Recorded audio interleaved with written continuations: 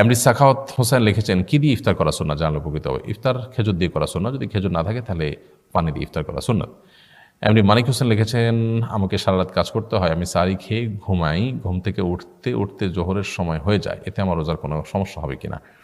কোনো অসুবিধা নেই, আপনি সারি খেয়ে ফজর পড়বেন, ফজর পড়ে যদি ঘুমান তাতে জোহর হয়ে গেলে অসুবিধা নেই, উঠে জোহর পড়বেন। সাদিয়া আফরিন আলিনা এর দিকে আপনি লিখেছেন, নামাজের সামনে বা পাশে স্যান্ডেল বা ঝাঁটা থাকলে সেখানে নামাজ আদায় করা যাবে কিনা? কোনো অসুবিধা নেই, এতে নামাজের কোনো ক্ষতি হবে না। যদি নামাজের এরিয়ার বাইরে, সিজদার এরিয়ার বাইরে এরকম কোনো কিছু থাকে, আপনার নামাজ হয়ে যাবে। তবে এমন কোনো জায়গা থাকলো যে সিজদাটা আপনার ওই ঝাড়ুর উপরে বা জুতার উপরে পড়ে বা আপনার অ্যাটেনশন নষ্ট হয়, তাহলে সেক্ষেত্রে এটা সরাই নিয়ে তারপর নামাজ পড়া উচিত। কিন্তু দূরে কোথাও আছে, সামনে আছে, তো এর কারণে আপনার নামাজের কোনো ক্ষতি হবে না। মোহাম্মদ ফাহাদ হোসেন লিখেছেন, তারাবির নামাজের বৈঠকে হুজুররা অনেক দ্রুত দোয়া পড়েন, আমি যদি দোয়া শেষ না করে সালাম ফিরাই তাহলে কি আমার নামাজ হবে?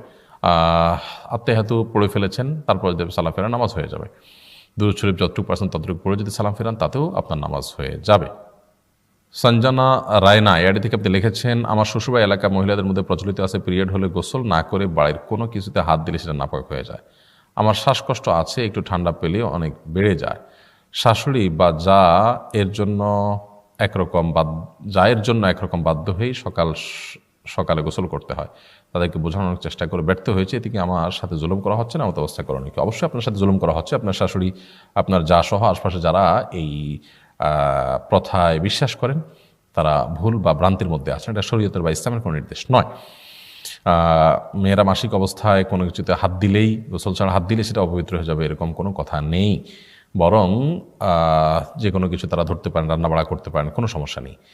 পিরিয়ড অবস্থায় প্রতিদিন কোনো জিনিস ধরতে হলে দিনের শুরুতে তাকে গোসল করে নিতে হবে, এটি নিছকই আমাদের নিজেদের বানানো বিশ্বাস, এবং সেটা আরেকজনের উপরে চাপিয়ে দেওয়া অবশ্যই জুলুম। তাদেরকে আল্লাহ হেদায়েত দান করুন, তাদেরকে আল্লাহ তাআলা বোঝার তৌফিক দান করুন।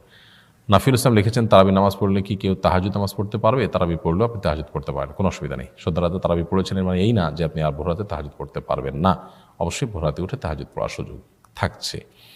ওম্মে হাবিব আপনি লিখেছেন, আমার প্রথম স্বামীর সঙ্গে ডিভোর্স হয়েছে, প্রথম বিয়ের একটি পুত্র সন্তান আছে, দ্বিতীয় স্বামীর ঘরে একটি সন্তান আছে।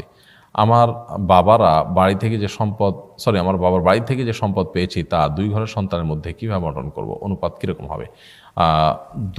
দুই ঘরের সন্তানই কিন্তু আপনার সন্তান, সেই হিসাবে আপনার মৃত্যুর পর আপনার সন্তান হিসাবে তাদের সমান হারে তাদের সম্পদে তারা ভাগ পাবে।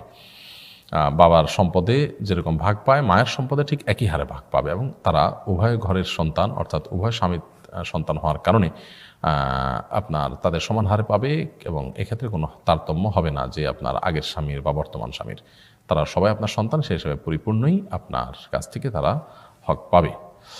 খালেদা মল্লিক লিখেছেন, ছোটবেলায় আমার চোখে সূচ লেগে চোখে সমস্যা হয়, তখন আমার মা মানত করেন আমার চোখ ভালো হলে তিনি আর স্বর্ণ ব্যবহার করবেন না।